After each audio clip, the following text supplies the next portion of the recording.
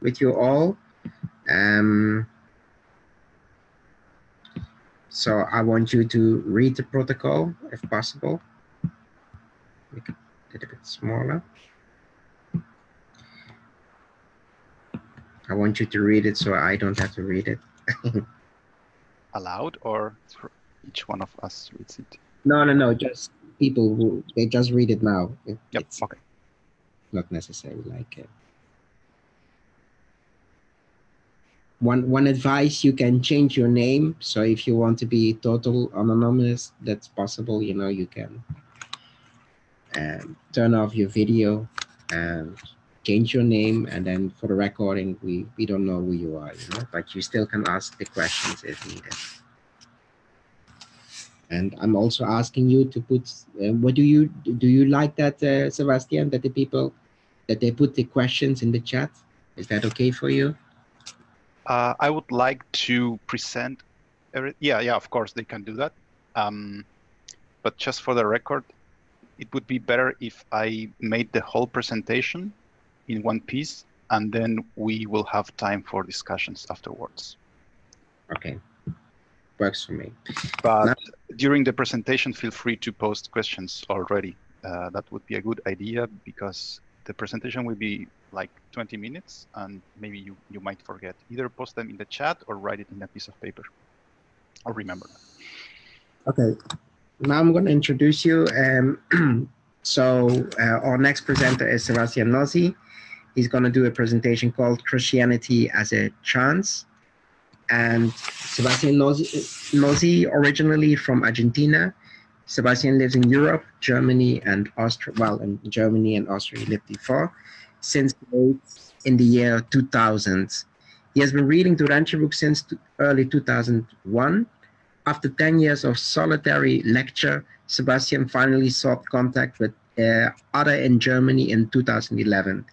He started attending their meetings in Frankfurt, at the European meetings in Berlin and Budapest, and he began working for the Urantia Association as the European Continental Coordinator in early 2018.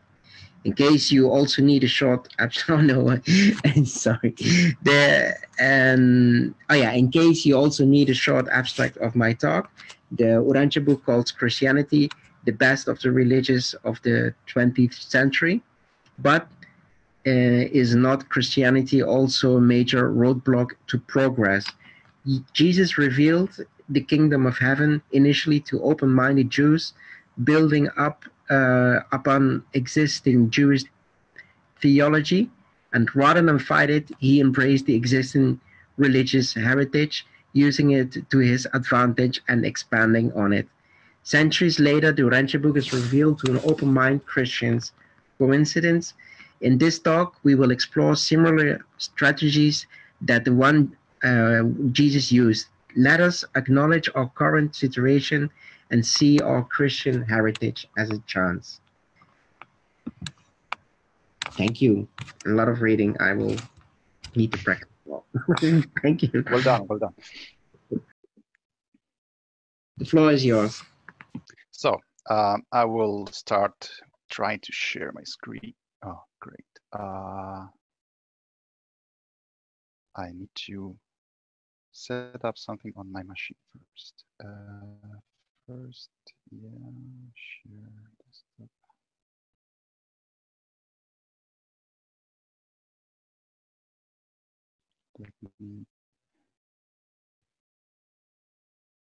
I guess you don't see anything. No, we don't see anything yet. No, because I first need to tell my Mac that it's okay for Zoom to access my screen. Here it is. In the meantime, I would like to tell you that this talk I did in I need to exit Zoom briefly, and I will come back. Antonio, can you tell our listeners that this talk I did in Tallinn before, and I will come back in 2 seconds. Yes. Okay. So basically, we had a conference in Estonia, in Tallinn, and there Sebastian did the same presentation. was a very nice presentation, very uplifting. So what Sebastian is doing now, he's exiting the Zoom room, and then he will come again, and then I will make him host, and then it will be okay, and then he can do his presentation. I'm not sure how long it will take, but 30 minutes. Oh, here he is. Okay, I will make you now again co-host. Okay. And then you should be ready to share. Yes, it looks better now. Share this screen. Yes. You see something? Yes, we can. You see it, right? Yes. Before I start, I want to recommend you all this very good webinar from the Urantia Association International. I will post the link in the chat. And it's very related to my talk. I listened to it recently, and it's very relevant. It takes another perspective. It makes the point that the Christianity is a fertile soil for spreading the teachings of the Urantia book, not necessarily the Urantia book itself, but the teachings of the book, because Christians or Christianity is very theological compatible and a very good starting point to uplift it. I will also make similar points, but this talk and the discussions are also very recommended. Antonio, you know which talk I'm talking about, right? Yes, so I'm talking about the conference that we had last year. Yeah, maybe could you in the meantime look for this and post the link, because now I'm in presenter mode and I don't find the chat window. YouTube link there here in the chat. Well, I don't know how to access the chat, so I will post this later, or maybe in the meantime you can do it. I can do that. You want me? I can look for the YouTube link. So my idea is to make this presentation, which I will read aloud. It will last about 20 minutes, maybe 24, and then we can have an open discussion. You can post your questions in the chat, and we will deal with them afterwards.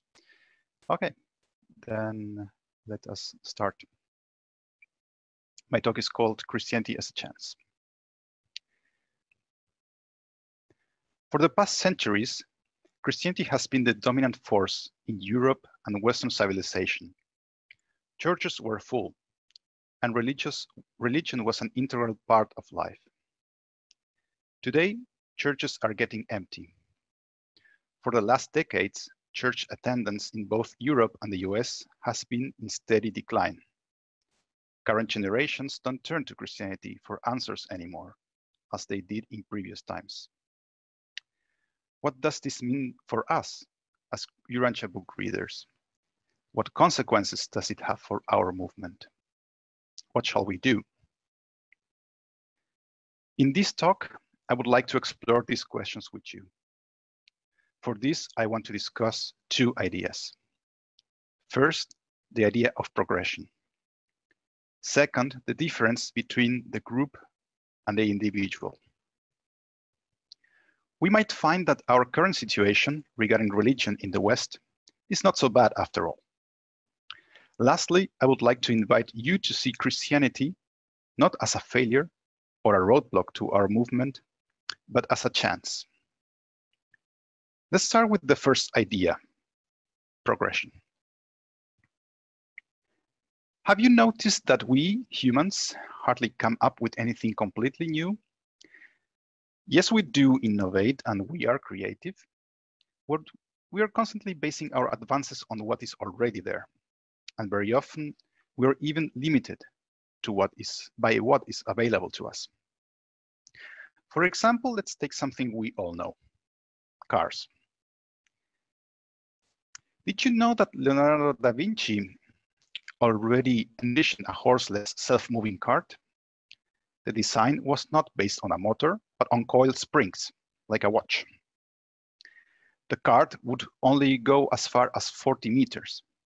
Then it had to get recoiled again, like a watch. Of course, this was no better than a horse and never got built. Have you heard the expression ahead of its time?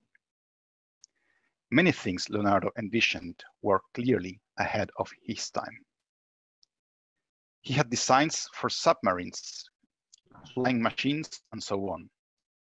While his ideas were very advanced, the technology was not there. Leonardo's historical context effectively limited him.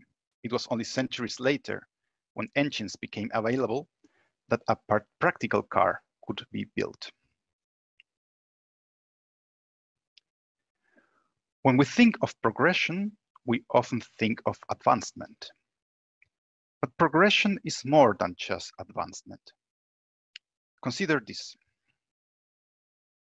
First, when you progress, you're standing somewhere. Your context matters a lot.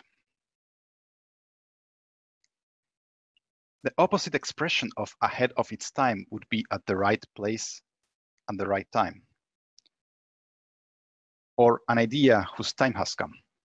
I'm sure you have heard these expressions before. So, second, in a progression, you move only one step at a time, and only one. You don't move too fast or you fail. As the saying goes, you have to learn to crawl before you learn to walk. And you have to learn to walk before you're riding a bicycle.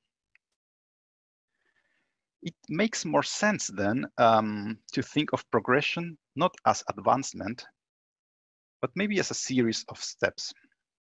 A series of steps where the following applies. First, your current position matters. And second, you move only one step at a time. We could call this the laws of progression.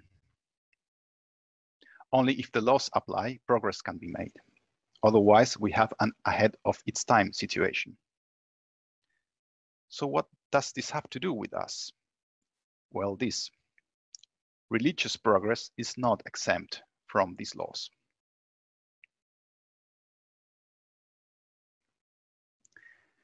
Trying to understand how these laws apply to religious progress, I looked at the Urantia book for examples.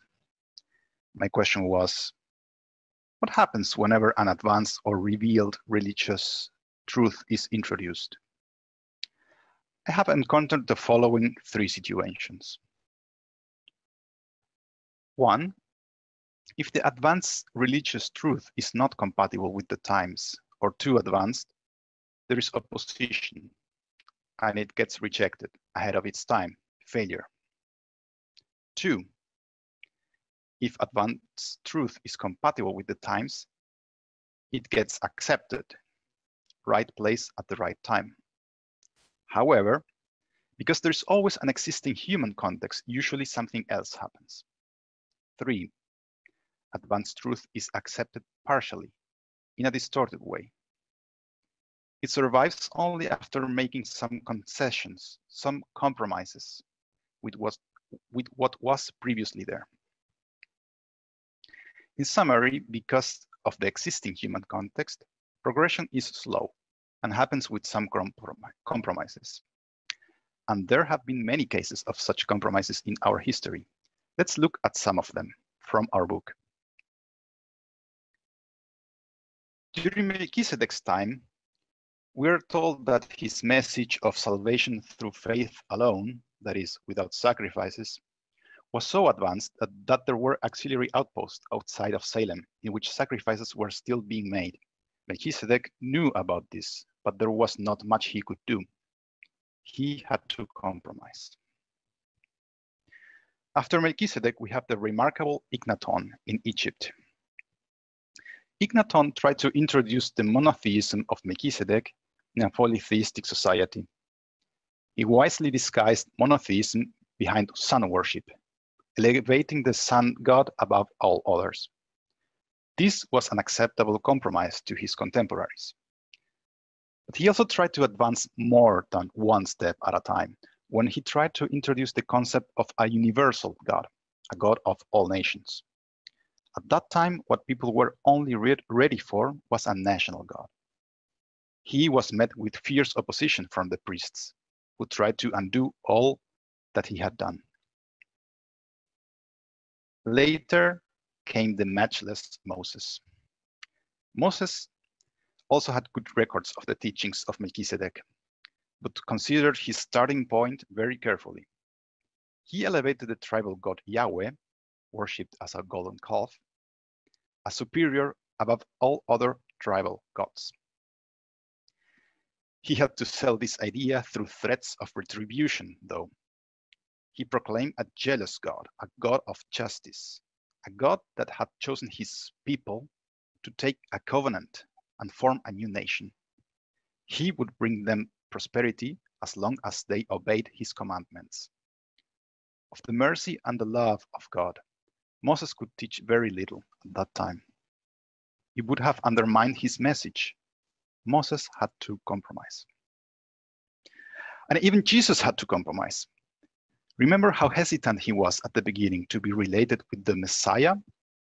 At some point, he just gave up. He allowed his apostles to persist in this erroneous belief. The concept of the Messiah was simply too ingrained in the minds of his associates. Same thing with the kingdom of heaven. The Urantia book says that he would have preferred to use other more spiritual terms, such as fellowship, family, or brotherhood. But these concepts were too advanced. He had to compromise. And later came Paul. The Urantia book says about him that he was a great organizer and that he and his successors were sagacious compromisers and keen theologic traders. The rest is history. Christianity got Hellenized, paganized, ritualized, and so on. We often wonder, why didn't the religion of Jesus conquer the world after the master was gone? Why was a human-made, compromise-ridden religion about Jesus, Christianity, the one that was successful instead? In my opinion, as it happened, Christianity was inevitable. Let me explain.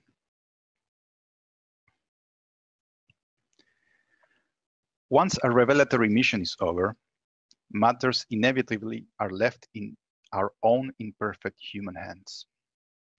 Then revealed truth takes its own natural course and blends with the evolutionary currents already present. Melchizedek knew this when training his missionaries and sending them away. Jesus knew this when he entrusted matters to his apostles before departing. And the revelators made this crystal clear with their last sentence when they claimed, "Now you are on your own." Christianity got Hellenized, paganized, and ritualized because those influences, Hellenic culture, pagan rituals, existed and were strong. People were responding to them, needing them, expecting them, even for centuries to come. Those were necessary steps in our religious progression.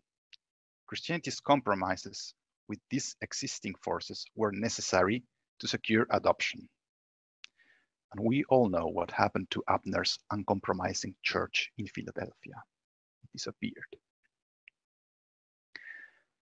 But even with its many compromises, the Urantia book calls Christianity the best of the religions of the 20th century and tells us that Christianity must not be despised in paper 195. Christianity is, let's not forget, the context in which the Urantia book was revealed. Christianity is to the Urantia book revelation what Judaism was to Jesus' bestowal, life, and teachings. His apostles and disciples were open-minded, truth-seeking Jews. Similarly, the Urantia book was revealed to a group of open-minded, truth-seeking Christians, expanding on Christian theology in a so-called Christian nation. Despite its flaws, Christianity has been enormously successful and got us where we are. But times seem to be different today. People are turning away from the church. What happened and what should we do? Part 2, the group and the individual. Paper 195, After Pentecost, is perhaps my favorite paper. I find it fascinating because it bridges the times of Jesus with ours, helping us understand our situation better. The Urantia book tells us that modern men will reject a religion which is not in harmony with our current and highest conceptions of truth, goodness, and beauty.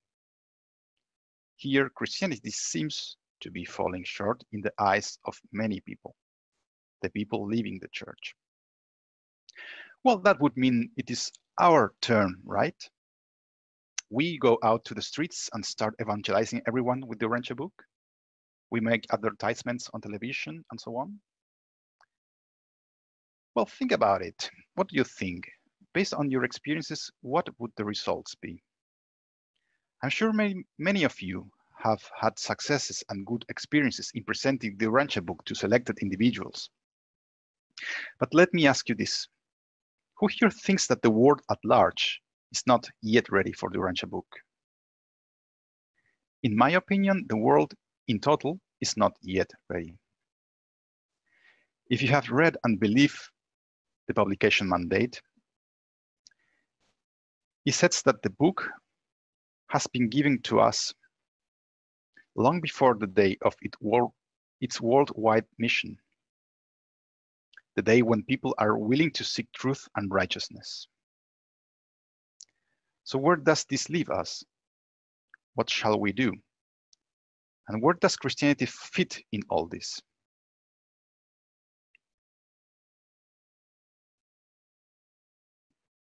It seems to me that the world is not yet ready for the Urantia book. But take a look at this Zoom meeting now. Take a look at yourselves. It seems that some of you are ready for it after all. This led me to the following realization. What is true for the group is not always true for the individual. For example, Jesus and the Urantia book say that his people rejected him. Really? Did they? Well, as a group, yes, maybe, but did all of them reject him? No, of course not. His apostles were Jewish, and most of his disciples and first converts. These were special people, exceptional, not in the sense of superior, no, exceptional as in the exception to the rule. You are also exceptional. You are an exception to the rule. The rule, we said, was that the world is not ready for the Urantia book, but you were at some point. Let me ask you this, however. Were you always ready, or did it take some time? Or if I can put it this way, did it maybe take some previous steps which you had to progress through until you were ready? So bringing back the idea of progression from the first part, I would like to point out that there is group progression on the one hand versus individual progression on the other. Previously, we touched on the progression of the God concept at the group level, from Melchizedek through Moses to Jesus.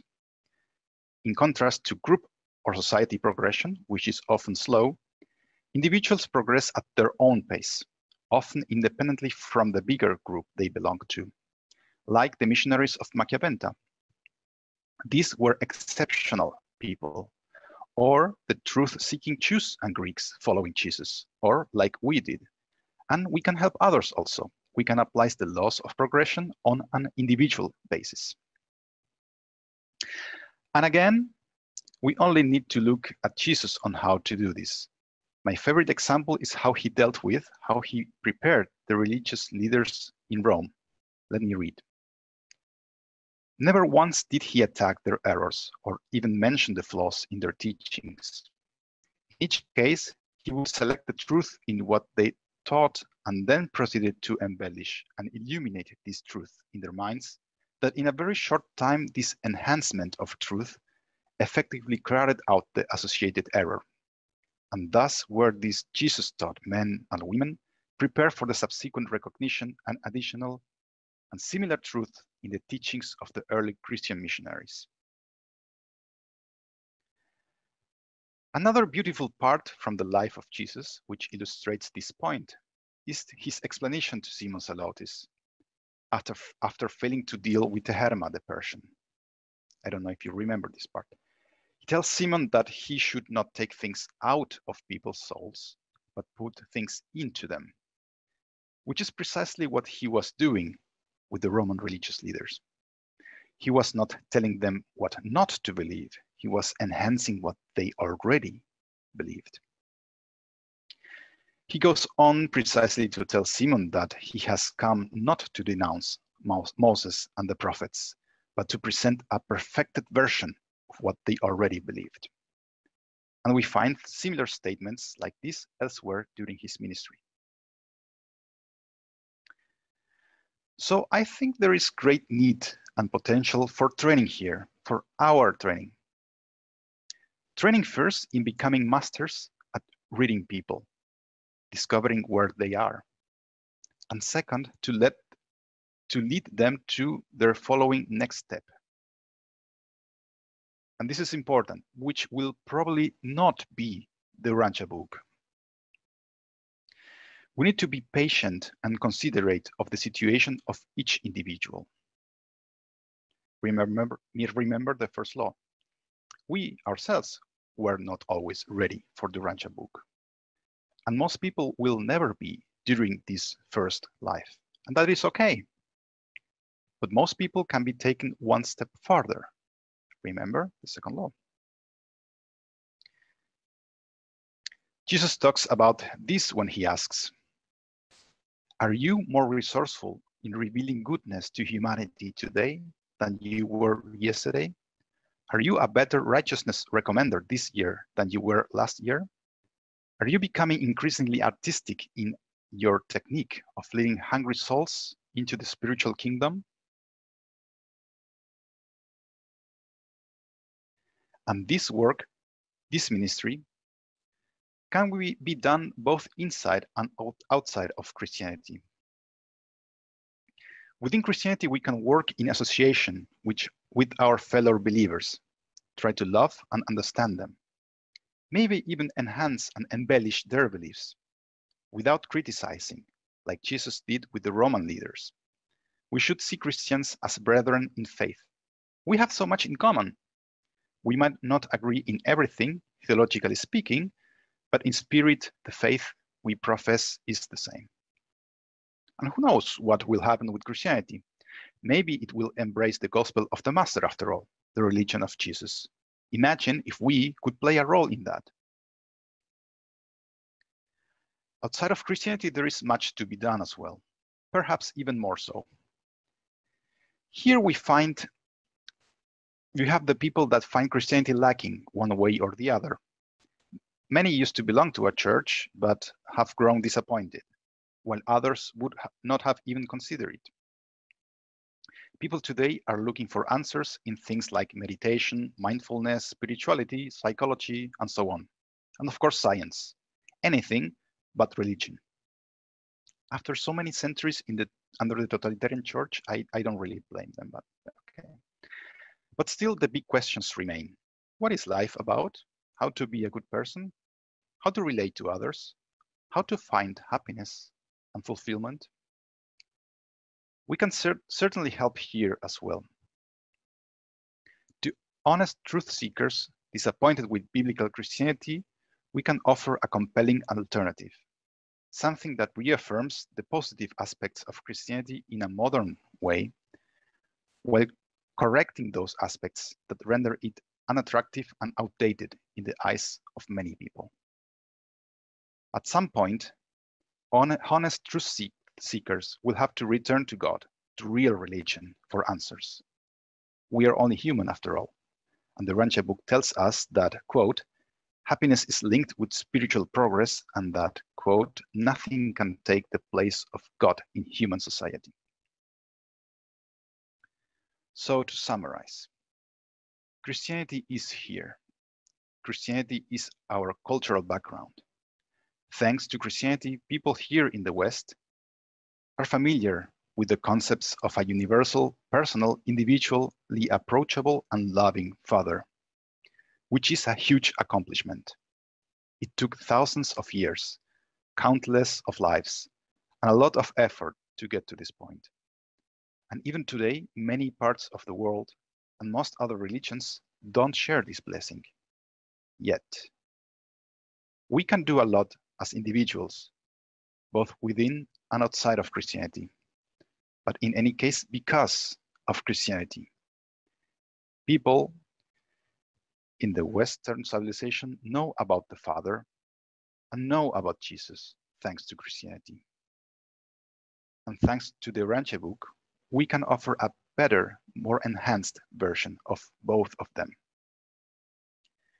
While we work in our organizations, serving the group and pursuing our long-term goals, we as individuals can do a lot as well. In our personal interactions, we can learn how to point people, one person at a time, one step at a time, in the right direction. Our Christian heritage will always be there. We can use it to our advantage while we go about doing good and sowing seeds. Thank you.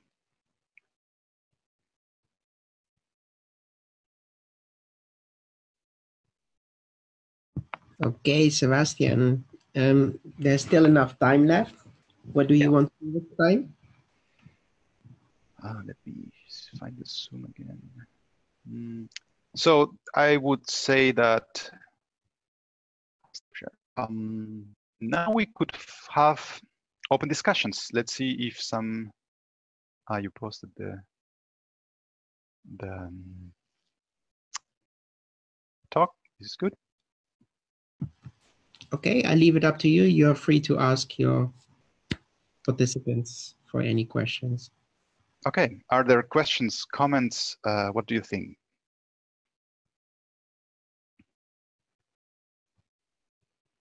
Can I speak? Yes.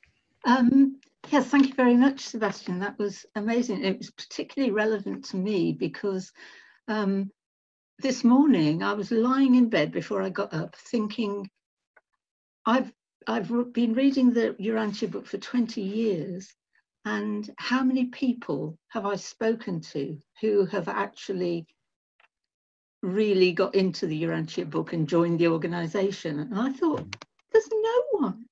I can't think of anybody I've spoken to and talked about. And there was a group, I did start a study group once actually, but friends of mine, none of them have actually taken it up seriously.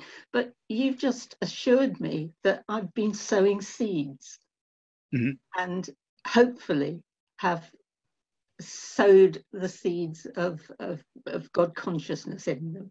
So thank you very much. I feel much better now. Great, you're welcome. Thank you.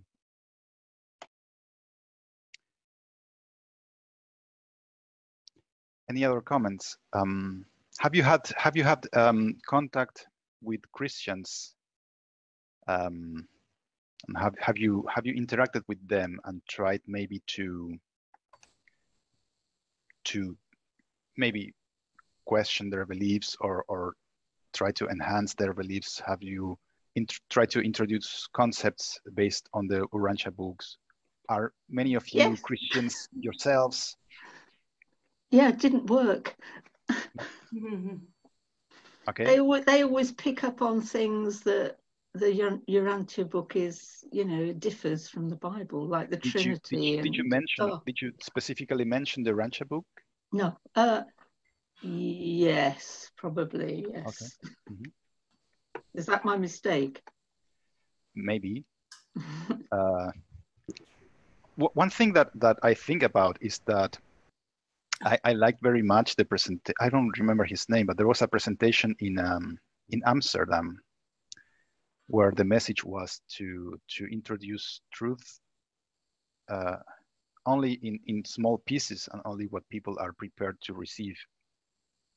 And I think that a mistake that we usually do is to go full power with the Urantia book, like, okay, boom, this is my truth, and it might be too much for people who are, let's say, just Christians. I don't mean this in a derogatory way, but imagine if Jesus did the same. So he revealed to the apostles only what they were able to digest, to receive. He didn't go all the way to the master universe and I don't know, life carriers and Lucifer rebellion, and even more so with Machiaventa Melchizedek. So he kept his message very simple according to the times.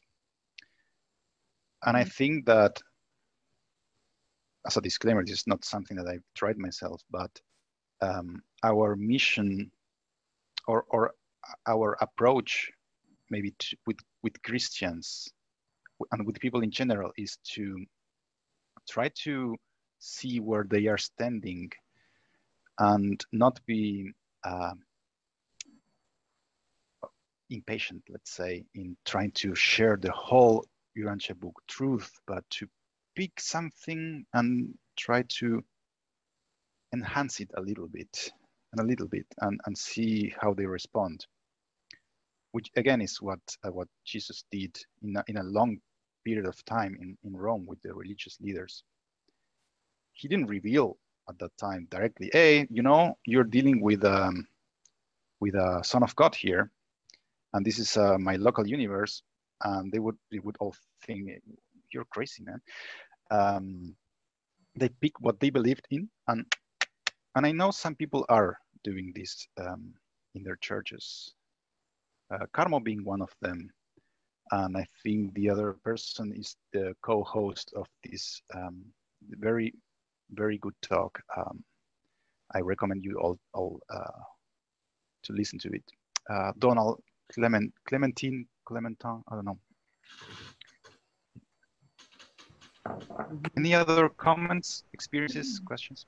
Yes, Rick Warren, he asked, Sebastian, have you researched the Mormon church? And then he has some quotes also in the chat. I have not. Let me see. So is it more compatible with the Urantia book? I think I read a little bit about it. You can ask him. Rick is in the room, so. Yeah, Rick, please feel free to comment. Good morning, Sebastian. Hi. Antonio. Good morning. Yeah, apparently there's something in the Book of Mormon about Melchizedek and a new revelation. And perhaps there's an opening there for the Urantia book in the Mormon church. I think they prefer to be called Latter-day Saints.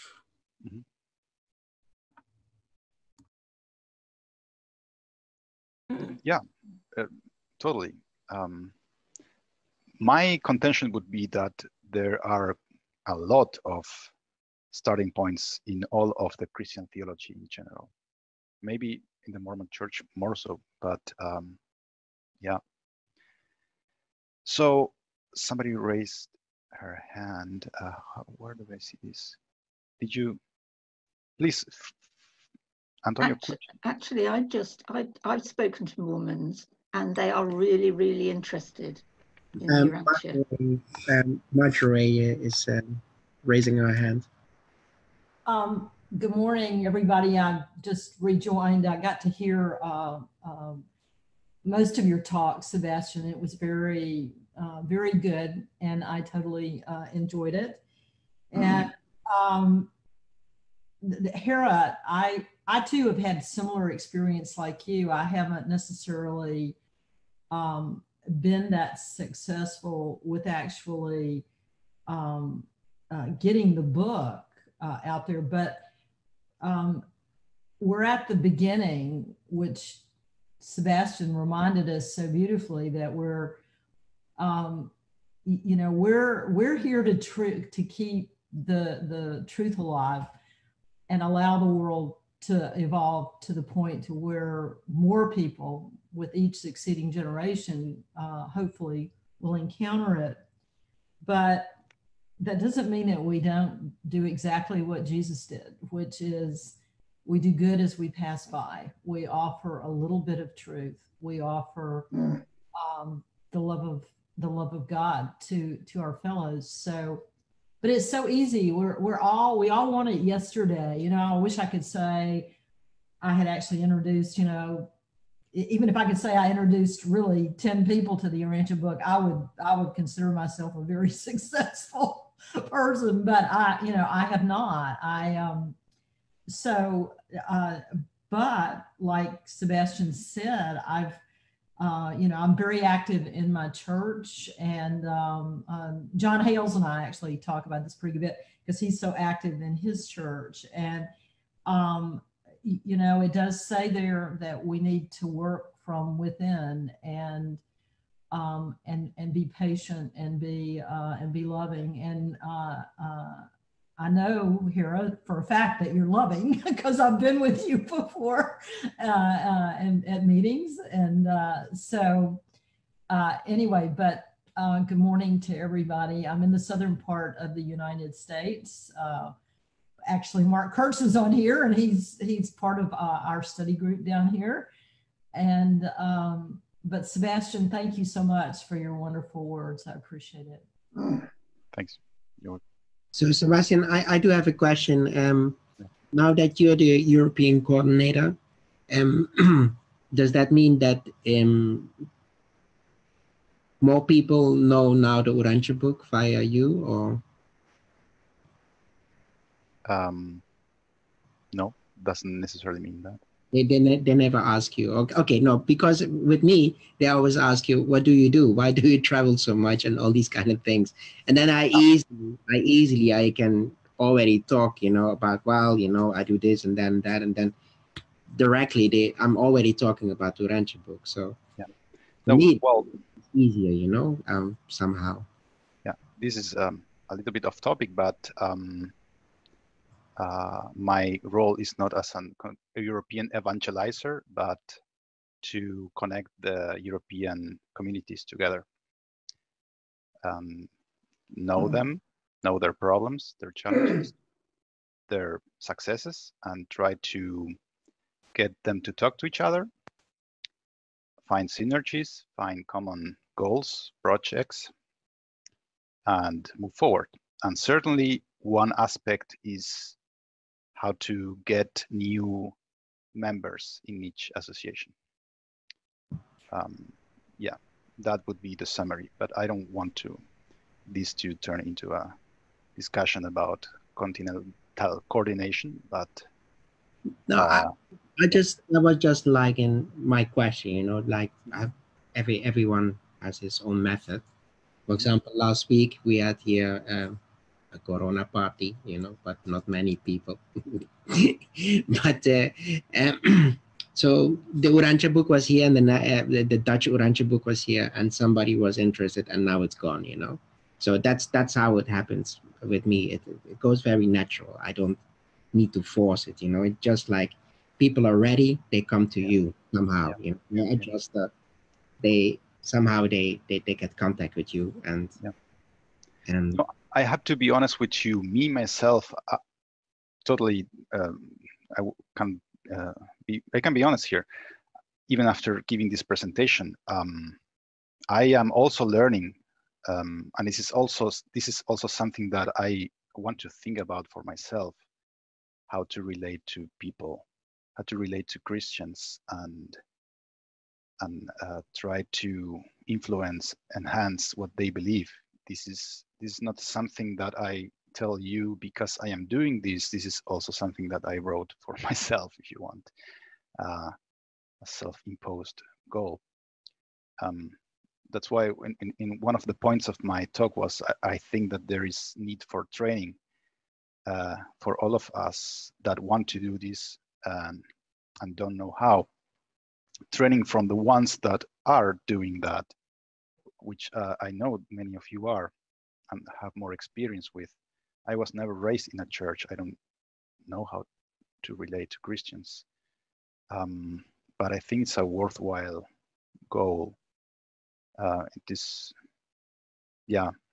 Christianity is not to be despised, but to be used as a platform. Eric Martel, he raised his hand. Thank you. Hi. I just woke up, so I have a voice, a great voice.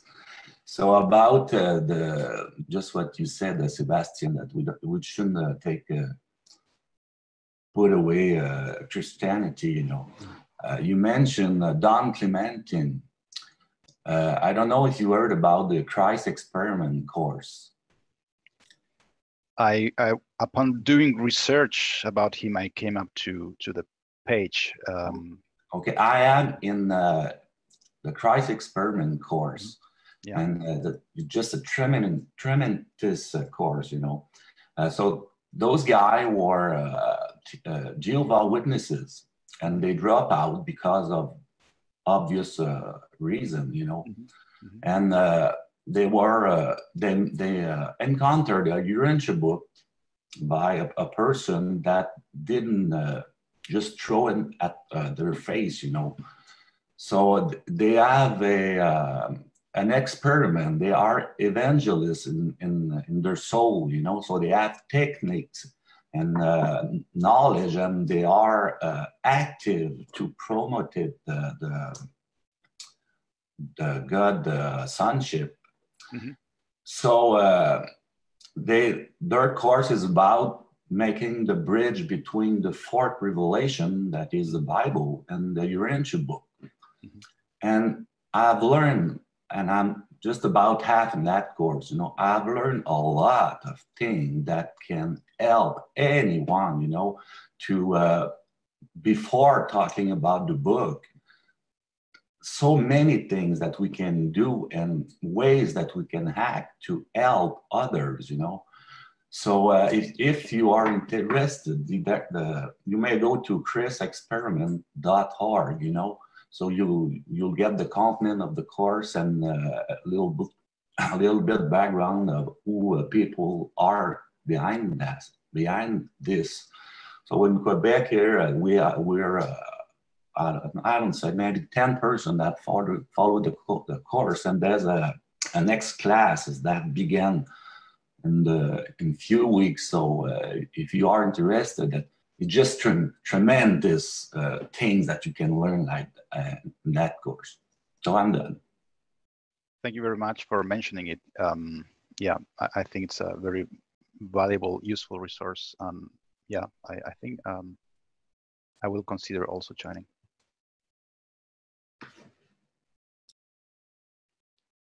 Any more comments, Mark?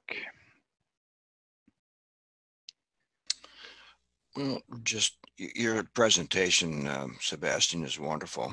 I didn't hear all of it, but I'm looking forward to checking the recording later after it's presented and listening to you. I appreciate what you said very much. And what you said reminds me of advice given to me maybe 30 or 40 years ago by a Sunday school teacher. I recently shared this with the group, but he told people in that class that people develop a model of life. And Jesus certainly understood that, as you pointed out to us. Give them milk of truth, you know. Do it easy with people. Well, the Sunday school teacher told us, well, what do you do with something that doesn't match your model? There's only two choices. You either accept it and then revise your model of life, or you reject it. And he said you can put off a decision for a while, but it might bother you, it might not. But eventually a decision is made, and if you delay a decision, that is a decision. If it's permanent, you reject it. Well, Jesus understood that people have a model of life, and sometimes we just need to be careful with their model as we give light to people. And you pointed out very well that in this book, we are a little bit special, but we're not to be special. So the right person will come along at the right time to engage the talents that each one of us has in sharing. So we can pray that somebody will come along in our lives that needs something from our model to give to their model, and do so lovingly. I'm done. Thank you.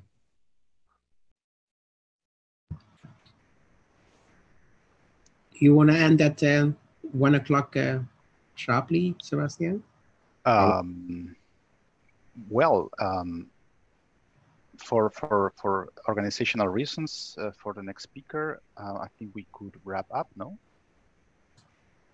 I don't know. Maybe the I don't want to overextend. in Facebook, somebody commented that Regina Williamson, I feel as if Urantia is a real religion already. So, a real religion? Already. Hello. Hello. Yeah, my name's David. I actually made that comment. Huh. Okay. Can you hear me? Yes. Yeah, can you expand on that? My name's David Haglund, Haglund. And, you know, like you grab someone's phone and you start commenting, and then you realize you're actually commenting in their name. And it's like, ooh, so then I logged in on the Zoom. Yeah, I'm hearing what you said, and I can relate to what you're saying there, brother. From my experience, I realized that, you know, Christianity is an aggressive religion the way it's practiced. They have aggressive methods and modes generally, or they have an aggressive attitude.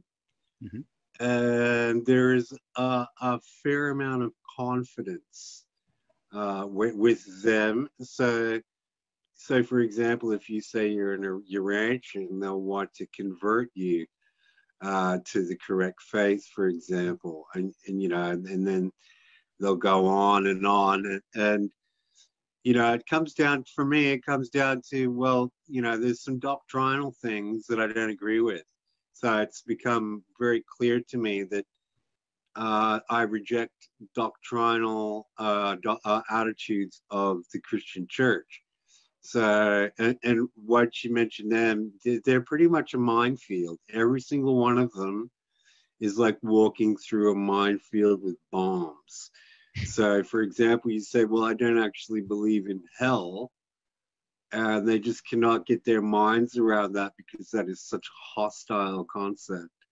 If you say to them, I don't believe in the sacrificial atonement, they're just like blown away. If you say, look, I don't really, you know, I have a rational scientific attitude about the idea of demons, ghosts and spirits, therefore, for me, none of that reality is actually real. And if you say, I don't believe in the apocalypse, then you end up basically hitting the pillar of foundations for the theologic, intellectual, out-of-world view of the religion. And there's many, many more. So, for example, forms of idolatry which are practiced, you know, so, you know, idolizing and worshiping saints and different people is just for your average Urantian is a big no-no. Of course. Anyway, so for I think we're going to finish up soon, so I'll try to wrap up what I was going to say. But in my personal experience, being a Urantian for me has, like, before I became a Urantian, I was actually thinking about becoming a Christian minister because I felt like I wanted to serve the Lord. Mm-hmm. And then Urantia came and just completely destroyed my foundations and put me back together in a much better way. So my foundations are now cosmic. And in doing that, I realized that I was set apart from Christianity. and that if I went in there, I would have to shut my mouth and maintain a loving attitude towards everyone and a lot of tolerance, but I would not be able to speak from my truth because my values and my core beliefs are fundamentally so different.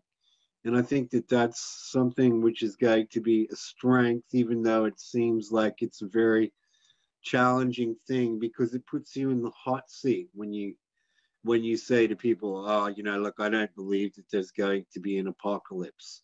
I believe that we're moving into eras of more and more light and life, and that there will be experiences of trouble and trial, but the trajectory is one of growth into more light, more life, more civilization, more of the good, the true and the beautiful, and that I just don't have this idea of the war, judgment, and a lot of people being, you know, cast into the fires of hell.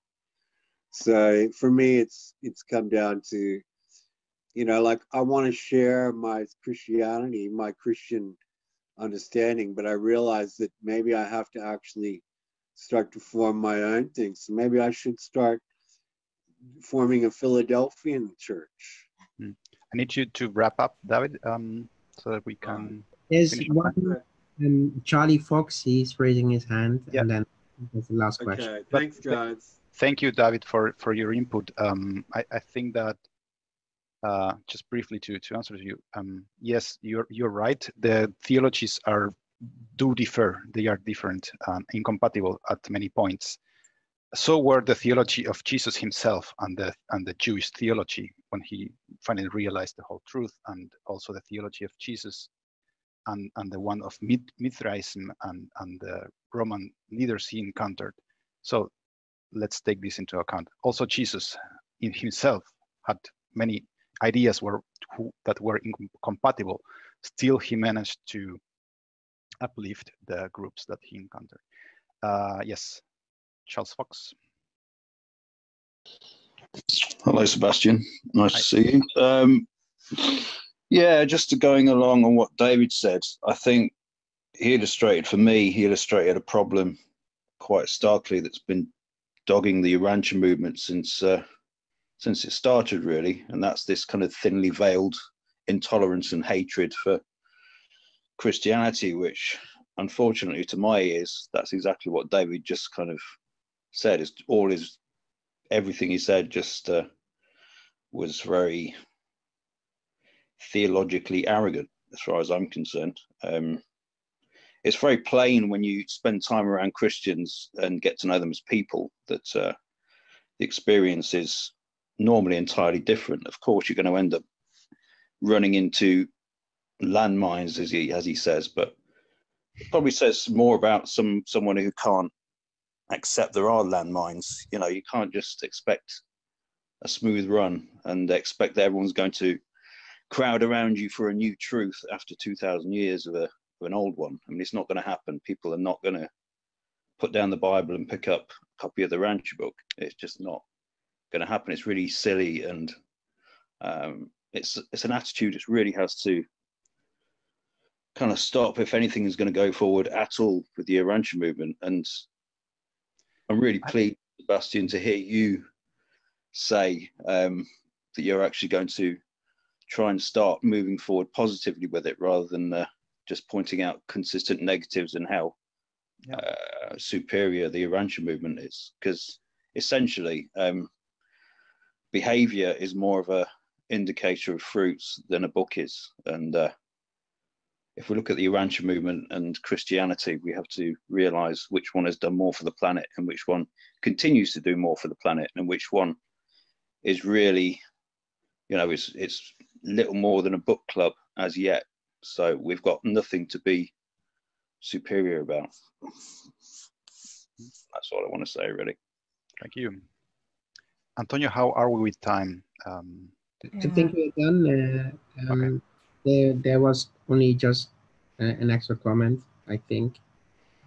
But for the rest, I think we're done. I think because if we didn't know each other as a result of this book, how attractive be to one another, how spiritual appealing would we be? That was our comment. And I think we are done. Okay, if anybody wants to contact me with further comments or so, feel free to do so. My association address is eurocc@urantiaassociation.org. And thank you very much for listening and for the discussions.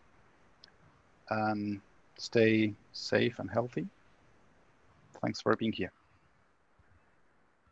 Thank you. And so we can take a 5-minute break. After that, Jeannie, she will take over as the host.